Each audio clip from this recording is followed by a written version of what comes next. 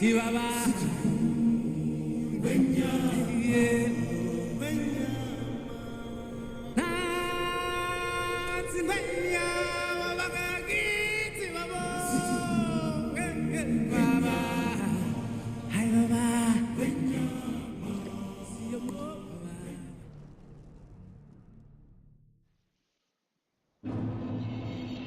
here we are in the Cemetery of Ash. In the previous cutscene that you saw, the narrator stated, "Only in truth the lords will abandon their thrones, and the unkindled will rise." So we are the unkindled rising from this tomb here. This is the character that I'm going to go ahead and play with you guys during our playthrough of Dark Souls. Let me go ahead and open up my character screen. I named her Lucia de Soleil. Lucia after the Catholic saint of the blind, because I always thought that was a cool name. And de Soleil from Cirque de Soleil, which means Circus of the Sun, so I am Lucia of the Sun. I did pick the cleric class. My idea is to kind of hang back, let you guys take point, and heal the group as necessary going forward, and kind of have that support role and give you a little guidance through the game. I did select the life ring as the burial gift. Now, I said before, I personally like the life ring. I think it's the best one. But if you want to get that fire gem because you want to have a fire weapon right up front, go for it. If you want to have the sovereign souls to get that extra souls at the beginning to get 1 or 2 extra points in your attribute, go for it. Do what you want to do. All right. So here's my cleric. And she's got these fabulous robes and this turtle shell on the back. Let me go ahead and swap out my catalyst here. So they do this for the cleric and the sorcerer, where they put the catalyst in the right hand. I like putting it in the left hand because that way I can still swing my weapon and have my catalyst to cast spells and miracles and stuff in my other hand. All right, I am using a mace, as you can see. You know, all the weapons have their different abilities and everything. So, you know, swords are good, well-rounded weapons. Maces and hammers. You know, stagger enemies easier and break defenses. Whips can't be parried. Daggers do more critical damage. Spears have long reach. You know, so they all have their different play styles. So my thing is, like, my recommendation is when you pick up a weapon, just equip it and swing with your light, your heavy attack. You know, what happens if you two-hand it? What's the weapon art? You know, if you two-handing a weapon and you hold down left bumper, you usually defend, where you'll take a little less damage, kind of like holding up a shield. The weapon art for this weapon is called Perseverance, where I get basically I can't be staggered for a second or two. So if somebody comes in and hits me, I can Perseverance and then start wailing on them and trade with them. So all the weapons have different abilities and everything, and you kind of just have to see what you like the best. Here we're going to pick up our Ashen Estus flags, which refills our FP from this dead knight here. He's wearing a Knight Elite set. This is something you can get later if you want. Just a little hint there. So we're going to backstab this guy. Remember, I'm just kind of running through the area, clearing out the enemies. Of course, when you play the beginning, you'll know where all the enemies are too. So feel free to do the same. However, do keep in mind that when we play the actual game, you're going to want to try to fight one guy at a time, you know, maybe carry a bow or some throwing knives or something like that, to where you can aggro one guy, pull him towards you, and then and kind of go from there. See, like, here's 2 guys, you know, later on, these guys are going to be a lot more aggressive, a lot harder, more hit points, they're going to be faster. I mean, there's guys in this game that are really fast, really strong, and they'll come after you. These guys, you know, the whole idea here is that they're zombies, you know, they're not in their right mind, they're not thinking, they're just kind of reacting, and that's why they're not, like, coming after you. But later there will be enemies that will, like, chase you down and have a lot more aggro room and stuff like that. As I said before, you can go ahead and skip this guy if you want. He can be a little difficult. Once you kind of got his moveset down, it's pretty easy. So if you want to try him, go for it. You know, you're not that far away. If you die and you have to restart, you know, just kind of know he is difficult. You do not need to kill him right now. I mean, he gives you a good chunk of souls.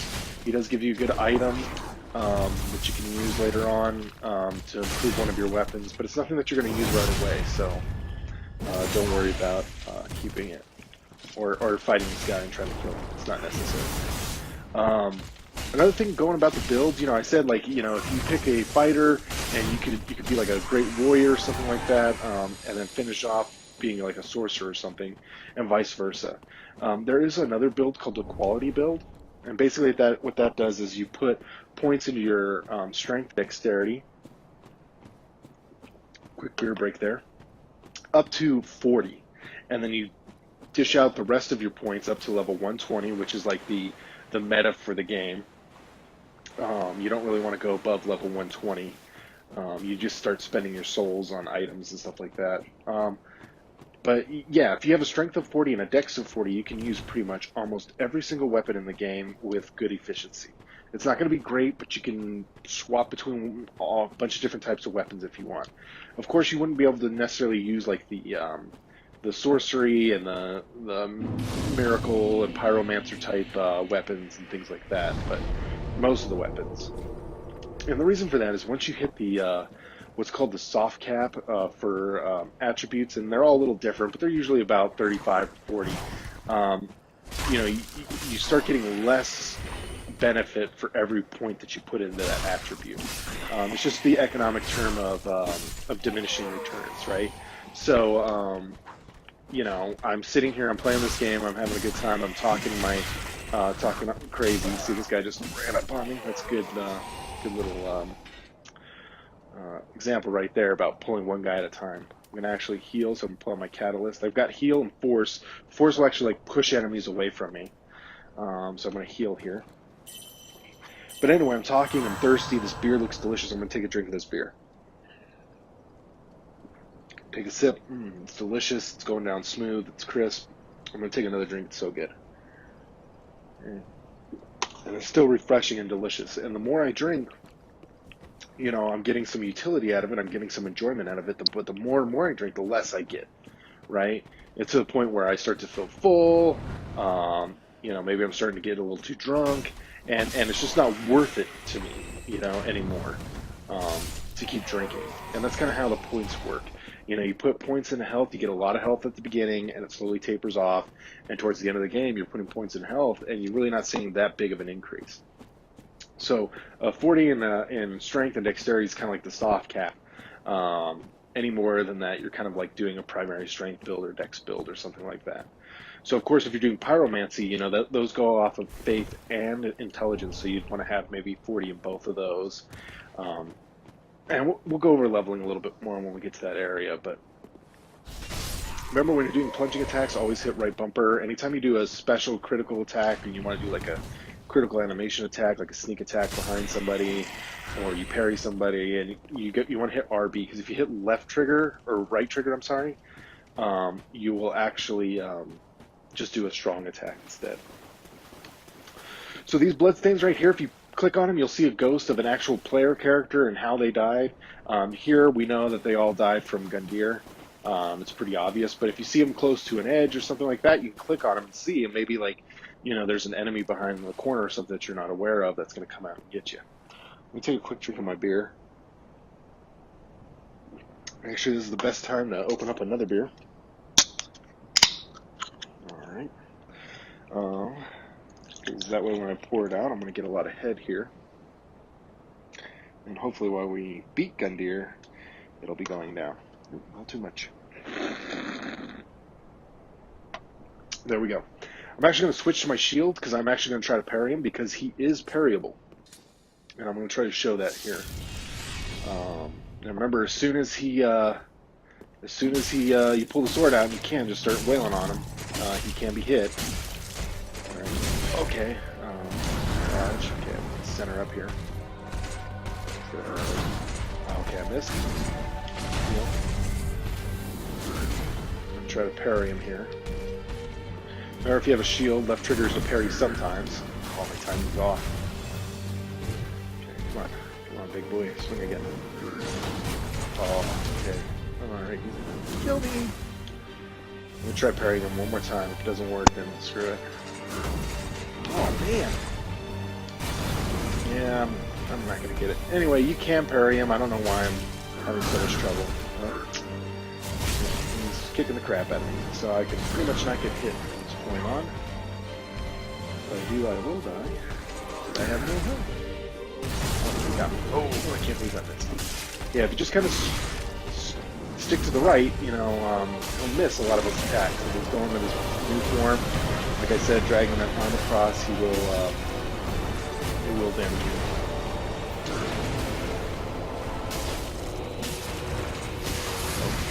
Oh, that was close. That was close. That's one good thing I should mention is whenever you're fighting, you kind of want to make sure that you always have a little bit of stamina, because you always want to be able to roll away. You always want to be able to do something. If you exhaust your stamina, you know, that's it. That's then you don't really have a lot of options. So you always want to have a little bit of stamina there. But there we go. We defeated Gundar.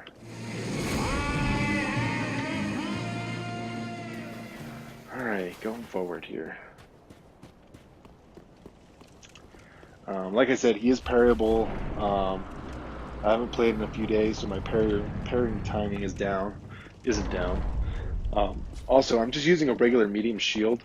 Smaller shields, and you can actually get like a parrying dagger and stuff like that. They all have different parrying times.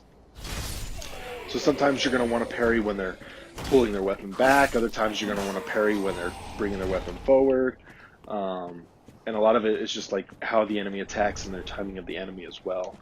You know, sometimes an enemy will pull their attack back, and then they'll wait like a beat or two before they actually swing forward. You know, so that's just something you kind of have to get used to. But there are items and shields and stuff later on that are kind of designed to parry, and they're better to be used than what I'm using.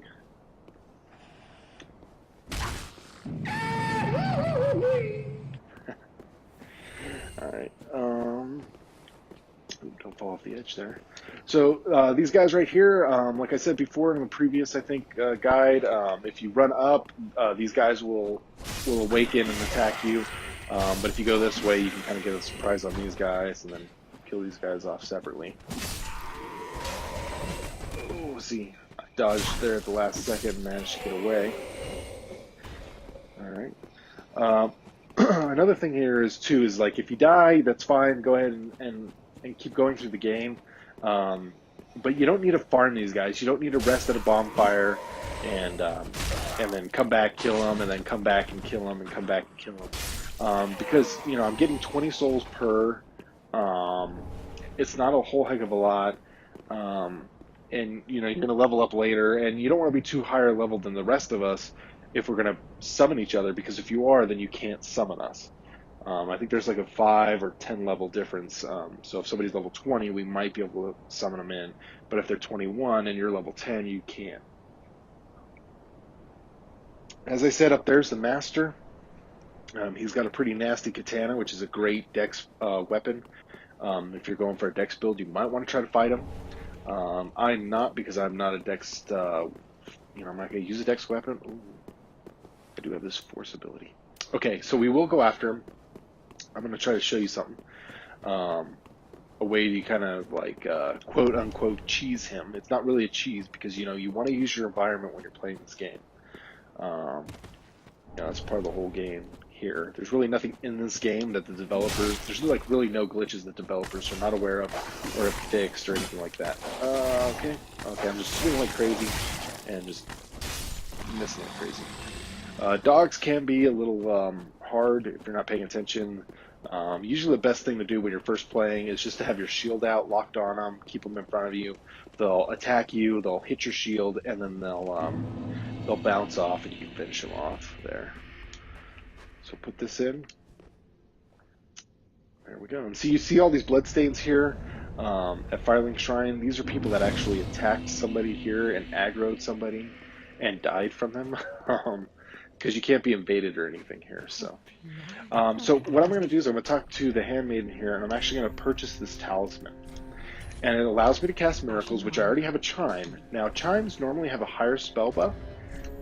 So if we come to this chime, you can see spell buff where it's under attack power, so the last one says 100. This talisman happens to do the same, so there's really no difference. Normally the chimes do more. But the weapon art for the chime is to cast a small spell where it will re-heal my life over time. It's kind of sucky. It's not that great.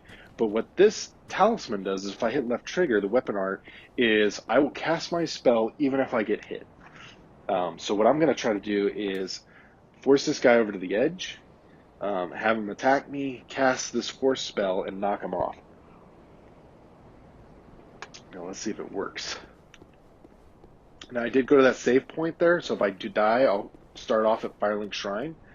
And so we'll see what happens there. Okay.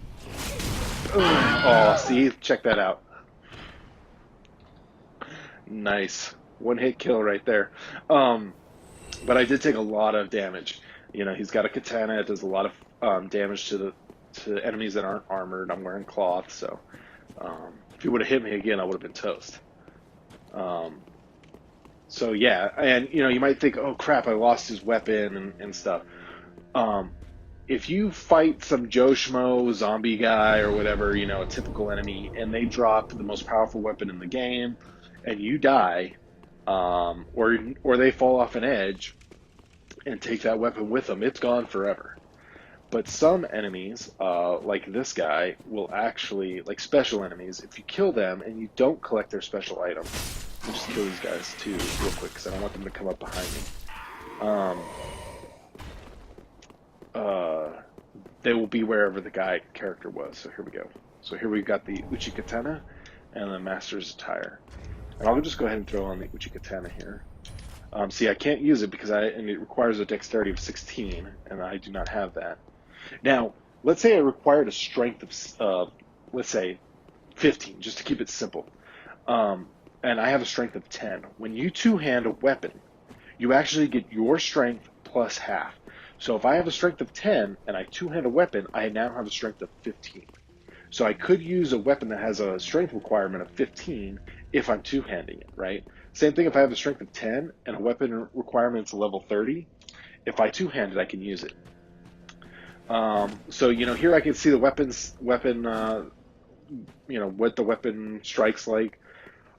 You'll notice that it's taking a ton of stamina, and that's because I don't have the dexterity to use this weapon. But I can kind of see how the weapon's going to fight,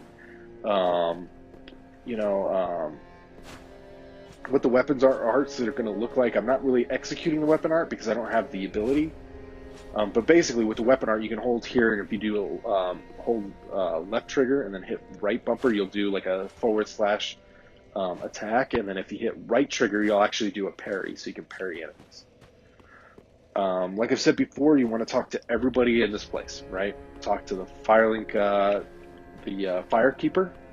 She's going to level you up. Talk to this guy. Every time you come back, talk to everybody. You're going to talk to Ludlith up there. He's the actual only Lord of Cinder that showed up. Tells you a little bit about his character right up there.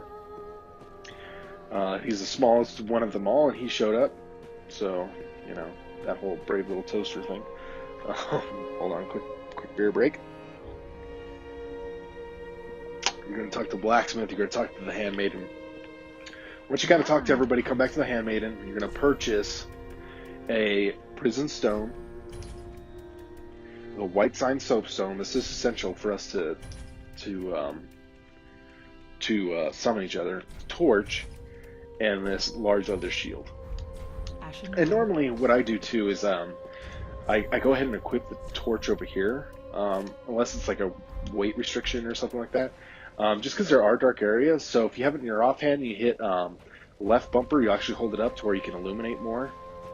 And then if you hit left bumper, you'll actually attack with it. So like if, you know, for some, let's say you come across a water elemental, you could smack them with this and, you know, maybe it'll do more damage because it's fire. Unless you have a fire weapon, right? So after you do that, after you buy all that stuff, you're going to come up here. Remember, here's the Tree of the Giant. He will drop seeds if you ever get invaded. Make sure to pick this up. Now you're going to do the tree run, right? So you're going to sprint, go towards the tree, left up the tree. As soon as you feel you got like a good height, you're going to sharply turn to the right and hit down on the left thumbstick to jump. Okay, and you're trying to make this lip here. Okay, that was a horrible attempt. Okay. Like I said before, I've kind of gotten somewhat decent of it. The fact that I'm doing so horribly shows you how much I've had to drink. Um, and I'm actually trying to do it too fast. You know, kind of slow down. It's not, um, you know, you might have to try it a couple of times. That's what I'm saying. You know, 10, 20 times. If you're getting pissed and frustrated, I would just kind of maybe walk away and come back to it because you do want to get up here because you do want to get these items. Most importantly, the Estus flask. Um, it's really going to help you out through the first area. So, all right. Okay, I am doing horribly at this, guys, and I am sorry. I will get it.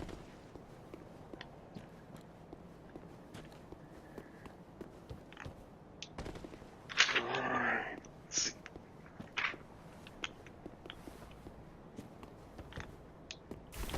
My lord.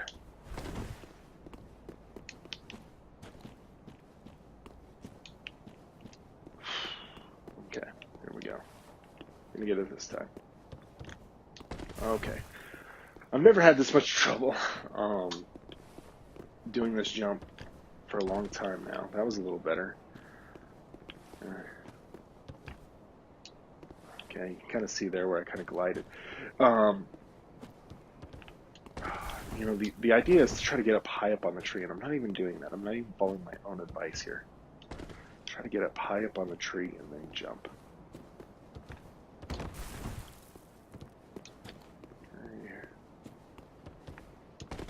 Okay, this is just going really poorly. But hey, you know, this might happen to you, and try not to get frustrated, okay? Just keep trying. If anything, you're going to become a master jumper at the end of this, unless you're like me. See, I'm just praying there. I'm not even trying to. And it's not like speed is an issue, so you don't need to like come way back here and sprint. You know, you can start like right here and sprint.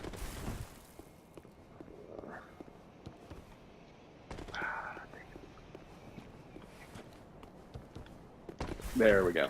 All right, fucking finally, time for a celebratory drink. When you're up here, you do not want to fall off because you saw how much difficulty I had jumping up here. If you get up here, you don't want to fall off and do something stupid and then have to make that jump again to get your souls, okay? So here we have Pickle Pea and Pumperump. You can trade items with them to get special stuff. So we're going to leave this Prism Stone. I think you can leave an Ember. I'm not sure. Just go ahead and leave them. I'm just collecting A on everything. Leave a Homeward Bone. If you have more than one, you're going to scroll over and hit yes because you just want to leave the one. And you're going to go all the way over to the large leather shield. Okay? You're going to hit B once, and once you get to this screen, you're going to hit B one more time. Because if you hit B again, you're going to backstep, and you're most likely going to fall off. And then just hit A to get all your shit. Twinkling Titanite's used to increase your weapons later. See, I got that Ember back, so don't bother leaving the Ember. But I got all those items there, and they're mostly blacksmith items for later on, so it's not a big deal. You do want to get these Estus shards here. You're going to come back and just, you know, rotate the camera and kind of make sure you're walking the right way and go. You're going to break this illusionary wall. You're going to run over here. You're going to fall down. Take a little bit of fall damage there. You're going to get the covetous serpent ring. So let's say you have like not a lot of health here. You want to make sure you heal because you will take fall damage here. So you don't want to do anything dumb like, you know, not have any health and take fall damage there. You can't look at the back of all these chairs. Like I said, you just want to look at everything here, talk to everybody here. You're going to talk to this guy over and over and over again until he repeats himself. And, you know, you just want to absorb as much as you can to get the story. Like I said, with all the items too, there's item descriptions, and you're gonna want to go ahead and read those as well.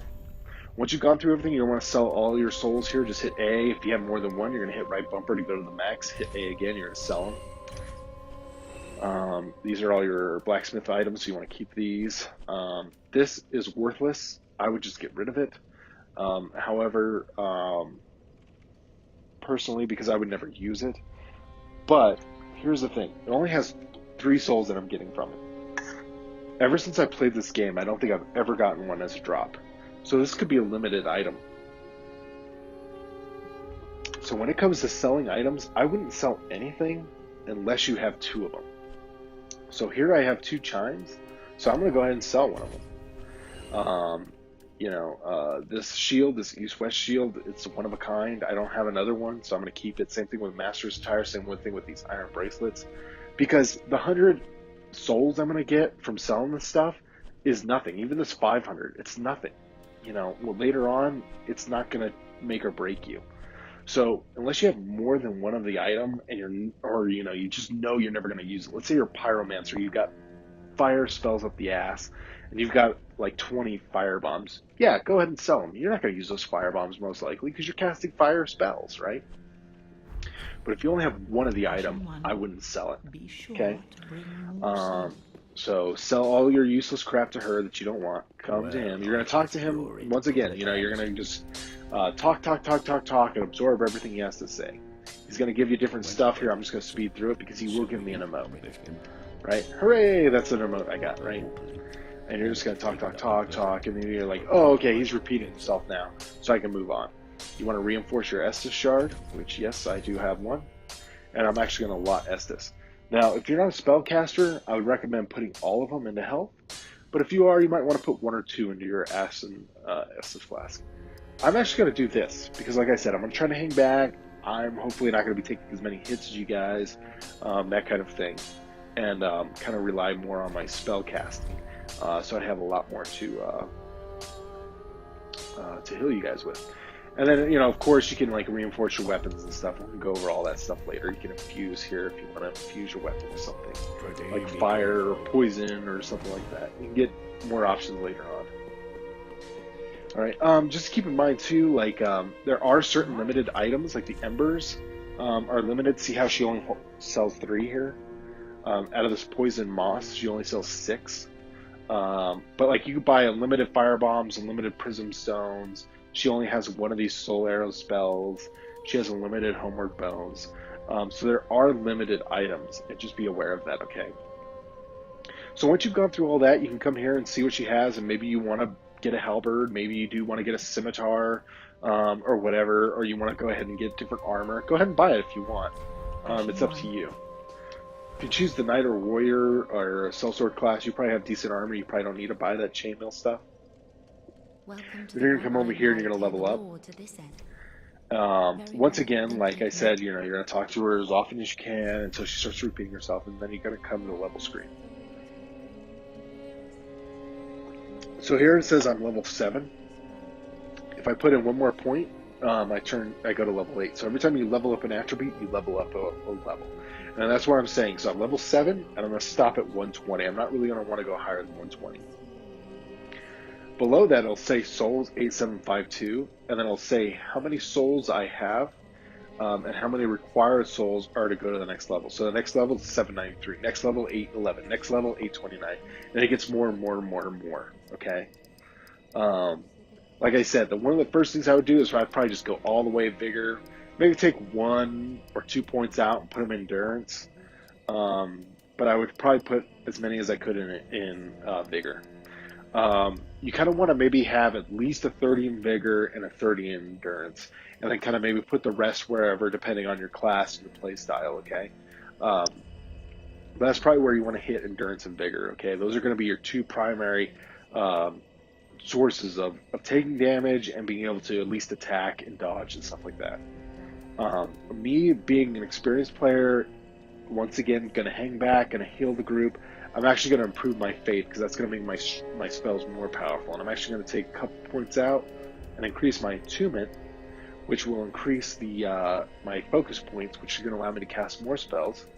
Maybe I'll take 2 more points out, and I'll put 1 in endurance and 1 in vigor. Now, I wouldn't recommend spreading them out like this for you, because you're really not going to see that much of a difference. I'm putting quite a bit into faith, like I said, to increase my my spell power. But yeah, I would put yours in vigor, and you can see on the right where everything increases, like your hit points, your focus points, your stamina, stuff like that, your resistances. Let me open up another beer here real quick. Okay. Now, then you're gonna go down to confirm. Gonna, oh no, yep, confirm, and you're good to go. Then you're gonna just leave, and you're gonna come sit at the bonfire. Now the bonfire, actually, let me back out here. I'm actually gonna take off this and put back on my mace. Okay. Now the bonfire is where you can put all that useless crap that you think you might or might not use by going to organized storage box, right? So you can hit right bumper to navigate up at the top there. Now, anything that's in your inventory is not going to weigh you down. It's only if you have it equipped, okay? So having all these blacksmith items aren't weighing me down. So if you want to have a clean inventory, you can, of course, put them over here if you want just by hitting A. If you have more than one, you know, you're going to get that little option there. If you have them in your inventory, you can still use them at the blacksmith and filing shrine, so it doesn't matter here. But I'm not going to use this broken sword. I'm not going to use this Uchigatana, but I want to keep it, so I'm going to put it in my storage box, right? Same thing with this Cleric's Chime. I'm not going to use that. I'm not going to use this East-West Shield. I'm not going to use the Master's Attire or the Iron Bracelets. Even though the Iron Bracelets are better, I'm going to keep with my Cleric Glove just so I have the same kind of aesthetic look. And that's how you go through that, right? So you can kind of get all the useless stuff that you don't want to use out of it. Later on, you'll get undead bone shards. You burn them at a bonfire, and it'll increase the potency of your Estus shard or Estus flask. All right, we're gonna go to the High Wall of Lothric here.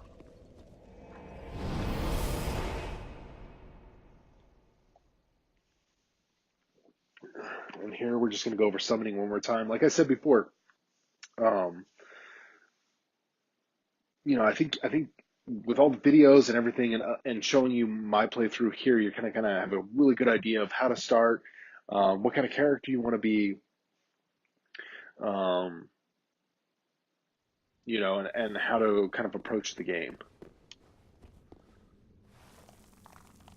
So you can open the door here. Like I said previously, in this room here, back there's nothing there, just aesthetics if you want to look at it.